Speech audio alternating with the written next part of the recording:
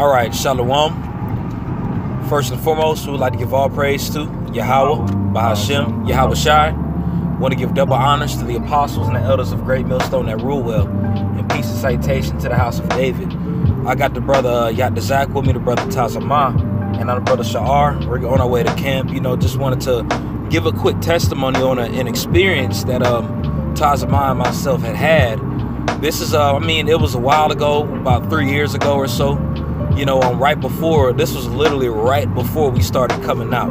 Now, we already knew we were going to come out that week. It was a brother that we knew that was in the camp, no longer with us anymore. But this was like right before we was going to start coming out. All right, but that was when we was just in the heavy milk process, just eating as much as we could, trying to learn this thing. Talking about just fervent fire, like when brothers are on the other side, how they got their own testimonies, how they read for hours. They used to read for hours just cause they wanted to learn. That's how it was with us, But it was one night when I was reading, and then I had went to sleep. And when I was sleeping, really couldn't see anything. It was more like just like how when you have your eyes closed and it's just black in the background, but it was being words that were spoken to me. And I don't remember exactly what was said. Right around the time of the dream, I know what was said, but right when I woke up, I couldn't remember. But I know it was scripturally based. It was holy conversation. It felt pure when it was being spoken to me. Again, it was like it was being read right out of the book within itself. So I had woke up the next morning. This was when I was a store manager at Journeys. And I woke up, went to work, and I was really excited. And the first person I wanted to call was my brother Tazamah. We're actually blood brothers in the truth. And we both came in at the same time. But he was the first one I wanted to call and tell about it. Because when you have a certain dream, you're just excited about it and you want to tell somebody about it. So when I had picked up the phone and I called the brother, just go, you can go ahead and say your part to everybody, pretty much I was working at a warehouse and I called the brother Sha'ar on the phone. I was on a break or whatever, and I was just like, man, bro, I had a dream last night. You know what I'm saying? And it was just pitch black, like it was dark. And I just kept hearing scriptures come in my mind. Like it sounded like somebody was actually just reading to me in my sleep. But when I woke up in the morning time, I couldn't remember exactly what the scriptures was. We were young in the spirit at this time, so this is in the very beginning stages of actually figuring out I was an Israelite. You know what I mean? And it just sounded like somebody was just constantly reading to me all night long. Yep. And man, like I called my brother. I'm like, dang, man, I had this dream or whatever, and he was like, yeah, man, it's crazy because as soon as you was about to call me, I was about to call you. That's how. And yeah. I was going to tell you that I had the same exact dream that you had. It was on the same night. And he was picking up the phone to call me while I called him to tell me about the dream that we both had at the same time. Yeah. After having an experience like that, well, I, humbly say, Lord willing, we stay in this thing. But after having an experience like that, I was fully convinced that this was the truth. That's my testimony of being fully persuaded in my mind that this is the truth and there's no other way around it. That was me thinking like I could never leave this thing. Now, of course, I want to say, Lord willing, the Lord keeps the spirit on us to not want to leave or not leave at all, period. But after having that dream, again, I was like, man, this got to be it. There's no other way. And that's just how I had felt about it. Other brothers got certain testimonies on their own. But man, those dreams, the Lord will reveal heavy things to you in your dreams. Heavy things, certain visions. The prophets, they had visions. I got a precept. Come on, brother. This is Joel chapter 2, verse 28. It says, and it shall come to pass afterward that I will pour out my spirit upon all flesh, and your sons and your daughters shall prophesy. Your old man shall dream dreams, and your young men shall see visions. And then you go to the precept in Acts. It's Acts 2:17. It says, and it shall come to pass in the last days, saith the Most High, I will pour out my spirit upon all flesh, and your sons and your daughters shall prophesy, and your young men shall see visions, and your old men shall dream dreams. God, man. You know what I'm saying? Yeah. So, and I don't have dreams a whole lot, But like the brother Arya Naza, man, if y'all get a chance to check that video out, man, he had a dream that was real heavy in the spirit. I'm gonna repost it on my page when I get a chance to. The brother Arya Naza, I think is the name of his page is Lions on Fire GMS in Rome, if I'm not mistaken. But he had a dream. Him and his son had a connecting dream. You know what I'm saying? He had one part of the dream, and his son had the rest of the dream. And his 4-year-old son, was telling him about the dream and all that, and it all tied together in the spirit to where it ended up comforting that brother. You know, it was a beautiful testimony. You know, but yeah, the scriptures, the Most High put things. Your women have dreams, your daughters, anybody. You know, the scripture talk about men's what's that? Job 33. Yeah, I was gonna bring that one out as well. Yeah. Go ahead. Yeah, go on. Yeah. Let's get this. Yeah, I'm ready now. Yeah. This is Job chapter 33, verse 14. For the Most High speaketh once, yea twice, yet man perceiveth it not. Verse 15. In a dream, in a vision of the night. In a dream, in a vision of the night. That's what I'm saying. When you knocked out. Go ahead. When deep sleep falleth upon men and slumbering. Falleth upon men. That's talking about when you out of there. No matter what's going on. Yeah. You still sleep. You don't hear nothing. You just sleep. Yeah. Yeah. REM sleep. Go ahead. That's right. I was about to, that REM sleep, brother. And slumberings upon the bed. Then he openeth the ears of men and sealeth their instruction. Openeth the ears and sealeth their instruction, man. Your instructions is what you're going to get up and do that day. You know what I'm saying? Whether you're on the right-hand side or the left-hand side. Everybody from Esau, Satan, you know what I'm saying, to the righteous men. You know, the men of the apostles and elders, you know, the scoffers. Everybody's instructions are sealed while they sleep upon their bed. Why you think everybody needs sleep so much? Yeah. Sleep is mandatory. You can't not sleep. Yep. Eventually, you're going to fall asleep. And when you fall asleep, the Lord planted them instructions in there. That's right. You know what I'm saying? Them angels is working. Read on. Yeah, whether it be on the wicked side or the righteous side, it's instruction that's being sealed, and we were instructed to do this work. Whatever, us getting ready to go to camp right now. When we slept, the Lord told us in our mind, He had mapped it out. This is all preordained anyway. At the end of the day, all of it's already written. He tells us what we're gonna do in our minds. Salaki. That's right. I think that was pretty much it on that one. Read it again. Okay, Job 33 and 15. In a dream, in a vision of the night, when deep sleep falleth upon men and slumberings upon the bed. Then he openeth the ears of men and sealeth their instruction. Keep on going. That he may withdraw man from his purpose. There we go. Okay. Let's get busy, brother. Let's get that meat. And hide pride from man. Hide pride from men. That's what I'm saying. He got to go in there. Because if he leave us to our own devices, he had to drown us last time. Yeah. That's right. You know what I'm saying? Read it again. Go ahead. Yeah, that he may withdraw man from his purpose and hide pride from man. He keepeth back his soul from the pit and his life from perishing by the sword. That's what I'm saying. That's what he doing while he doing using them instructions. For a righteous man. But for a wicked man, that's what I'm saying. For a wicked man, shit, he let Satan loose. That's right. You know what I'm saying? Satan seeking whom he can devour. That's right. You know what I'm saying? Go ahead. Verse 19. He is chastened also with pain upon his bed, and the multitude of his bones with strong pain, so that his life abhorreth bread, and his soul dainty meat. Oh, okay, yeah, that's it. Yeah, Yeah, but another scripture we wanted to go into, because again, you know, like the brother went into beautifully, man, we're going into the Lord sealing instruction, and on this part of the video, we're going into how, you know, he can wake certain brothers up just by doing that, putting that thought in your mind, giving dreams and visions like we read in the book of Joel and also in the book of Acts. Some brothers might need something like that to be persuaded. Some brothers just might read the scriptures and just know full-fledged the truth. Ultimately, it's Yahweh Shai supping with them. Right. You know? But I want to go in the book of Revelation, chapter 3, verse 20. And it says, behold, I stand at the door, and that door represents your mind. That's right. Okay? And knock. If any man hear my voice and open the door, I will come into him any man heareth my voice and open the door, I will come in unto him, man. You know, that's heavy, man. That's how do you think the apostles and the elders, how do you think they do the breakdowns that we know now? All through the Spirit, breaking down Revelations chapter 9, breaking down what the mark of the beast is. Bro, that's Yahushua directly coming down and supping with these men, man. Through the Spirit.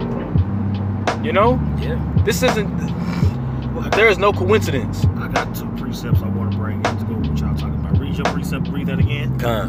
Behold, I stand at the door and knock. If any man hear my voice and open the door, I will come into him and sup with him, and he with me. And you know that's talking about the elect, the 144,000, That's right. That's right. Okay, this is John chapter 10, verse 27. That's the Spirit. My sheep hear my voice, and I know them, and they follow me. And then this is John 10 and 16. And the other sheep I have which are not of this fold, them also I must bring, and they shall hear my voice. And there shall be there shall be one fold and one shepherd, bringing back both kingdoms. You know what I'm saying? Bringing back all the tribes. The sheep that's not of this fold, that's talking about the northern kingdom. That's right. Yeah. You know what I'm saying? The southern kingdom was already there, so he talking about bringing everybody.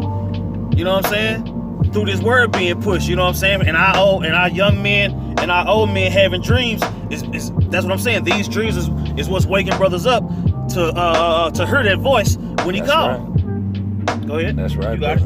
Come. I'm gonna read that again. One more. Actually, I'm gonna jump back down to verse 27 real quick, Baba Gashaw. But it says, hold on, should I start at? Yeah. So like I'm gonna start at verse 27. My sheep hear my voice, and I know them, and they follow me. And that was a good precept the brother brought out, because it linked up with Revelation, the 3rd chapter, what we was talking about. To hear that knock. You know, and the funny thing about a knock, since we are little children at the end of the day, we children of the Heavenly Father, you know, when somebody knock at the door, the first one to run to the door usually is the little child. Yep. You know, so as soon as Yahushua had knocked on that door, and that door again symbolically representing your mind, you know, we answered, you know, because the elect is going to answer that, because that's that voice that's being called out, you know. And there's no other way. Can't nobody else get into the spirit of Yahushua but that way right there. That even goes into John. So like, I'm gonna read this really quick. John chapter 6, and I'm gonna start at verse 63. Because this word is what quickens us, and the word quickens means making us alive. Okay, so soon as that knock was heard, or he called out to us, Lord, one of we those men, that's when we were made quickened, because the way he calls out to us is through this word. And through that word, certain other perks come involved. Maybe a dream here or there, maybe a spiritual vision that you might see on your way to camp or whatever it is. You might see something play out in your life and look into it in the spirit. It's like, man, I believe the Lord truly told me this right here. But you won't truly understand it until you actually read, until Yahushua is really supping with you. That's when that'll be revealed to you, and that's when you got Matthew 13 coming to place, where he said, blessed be those eyes to see the things that I see. But this is John chapter 6, verse 63. And it says, it is the spirit that quickeneth. The flesh profiteth nothing. The words that I speak unto you, they are spirit and they are life. So can't no carnal thing equate to this truth. Even when you go into Isaiah chapter 34, verse 16, it talks about, seek ye out the book of the Lord and read. None shall want her mate. And that means you can't compare nothing else to it, man. Ain't nothing else that's going to profit us. Only the scriptures, really, because that's how you seek salvation. When Yahushua sups with you, just think about like when you eating with somebody. When you eating with somebody, you're discussing business. You talking about certain things. Like when we fellowshipping, we might be eating whatever it is. When we talk about how beautiful the kingdom's gonna be, how our children are gonna be in order, our women are gonna be in order, going over scriptures. Yeah, a holy conversation. You know. And that comes into being quickened by the word. Absolutely, my man. Hagnos and Strophe. We're gonna talk about spiritual things, man. Have spiritual conversation with one another, man. Yeah. You know, the fleshly man is gonna walk after the flesh, and the spiritual man is gonna walk after the spirit. Which we know the spirit, like the brother just broke down, the spirit is the word. That's right. We have conversation about the word, man. We ain't out here talking about, you know, committing adultery or doing some wickedness, man. You know, we became new creatures by being quickened. That's right. You know? Yeah, just like Adam was quickened. You know, when the breath of the Heavenly Father was blown into that man, a lot of people truly believe that it was a wind that came, a giant face that came down from heaven and breathed into a clay man, and he was standing up looking around like something was crazy. You know what I'm saying? People were like, you know, the wrong interpretation of how you believe in that. But when you read the scriptures, it clearly talks about that breath being the breath of the Lord. And this scripture backs it up right there. And ultimately, that goes into Revelation 3 and 20 as well. Because that's how he sups with you. Blowing that breath into you. Discussing certain things with you. Letting you know how to operate and how to get by in this society. Yeah. Letting you know the perks about the kingdom and the basic instructions on how to get to the kingdom and how to rule in the kingdom. Like I believe it's in Wisdom of Solomon, don't Salakia, but it's Wisdom of Solomon, the 7th chapter, where it talks about how the breath of the Most High was his wisdom. Yeah, his wisdom. Absolutely. You know, that's the direct precept to what the brother's going into, man. The words that he breathed down into us, you know, is the wisdom, knowledge, and understanding of his mind, which we have it as the Holy Scriptures now. That's right. You know. That's right, brother. Did you have another precept you wanted to go into? No, I didn't have none of that. You got some? I had one too.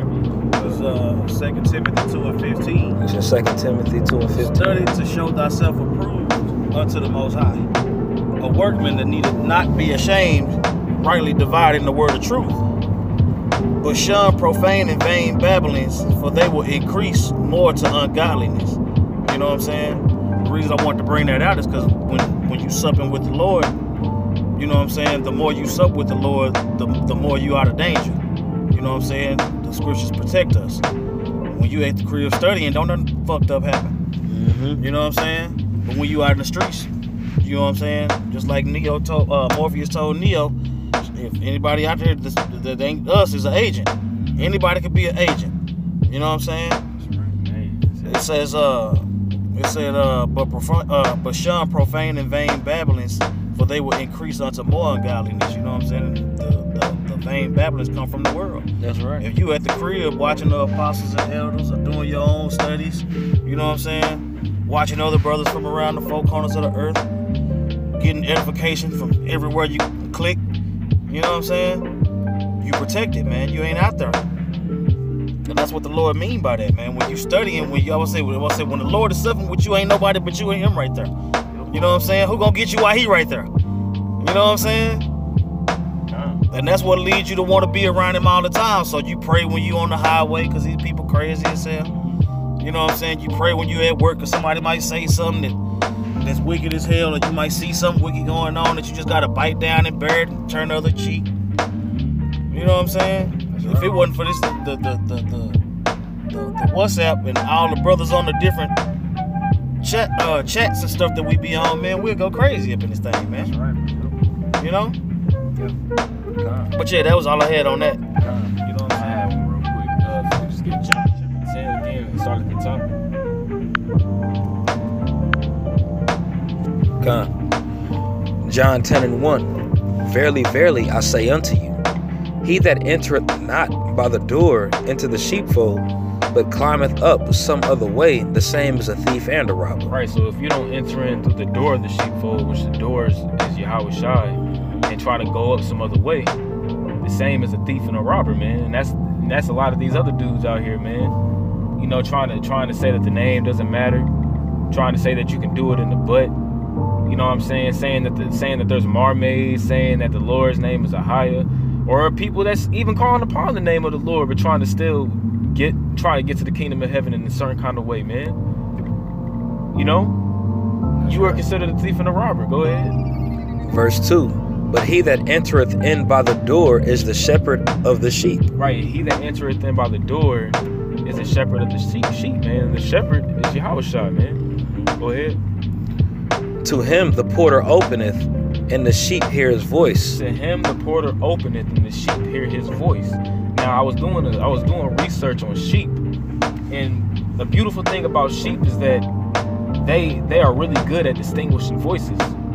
So for example, back in the ancient world, if a porter was traveling, if there was a shepherd traveling amongst a different land, there would be a sheepfold, whereas they would have a porter, which would watch the sheepfold, they would watch the sheep at night, you know?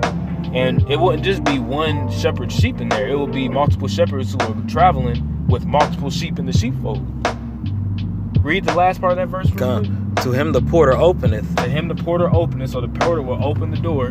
Go ahead. And the sheep hear his voice. And then the sheep hear his voice. They go right to him. Now, the shepherd, this is like real life. The shepherd can make a certain distinct noise, you know, something like a nah. He can do something like that, right? And then his specific sheep will come to him. But if there was a sheep that knows that that's not a shepherd, they wouldn't go to him. You know? They wouldn't go to the sheep, or they wouldn't go to the shepherd. But there's a certain select sheep that hear and recognize his voice, man. You know?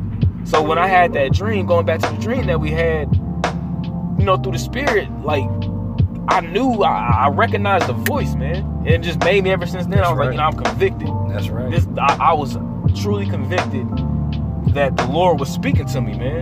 It was the scriptures, which is, he said he come in the volume of the book. It is written of me. That's right. That noise is being made is that song. Yeah. And it's only certain individuals that understands that song.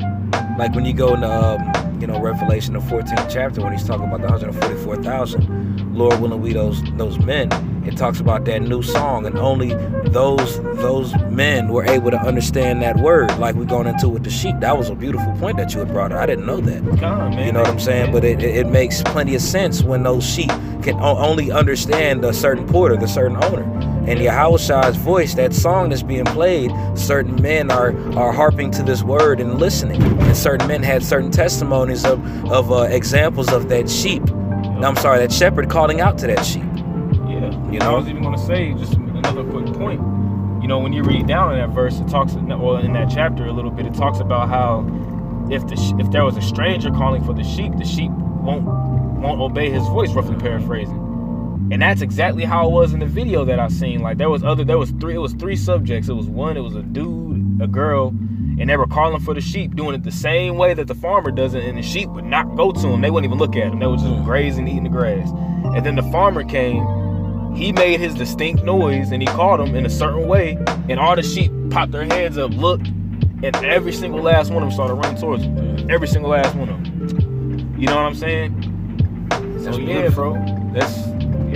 I believe through the spirit that was, you know, that's right. The word of the Lord, man. That's right, brother. That's right. That's beautiful, man. That's what's up. Sir, did you have anything, brother? Nah, that's it. Well, Lord willing, it was edifying, but pay attention to the signs. Pay attention to the signs. The Lord put it out there for a reason. Job 2, Acts 2. The first scriptures that the brother Yatazak had brought out, man, these are important signs that we got to take heed to, because before this truth, we were nothing, man. We didn't think about the Lord dealing with us the way he is right now, but that's the ones who he's looking for, pursuing the Romans 10th chapter. He's looking for ones that sought him not, but as soon as he calls out for you, you're going to hear it regardless, whether you're seeking him out or not.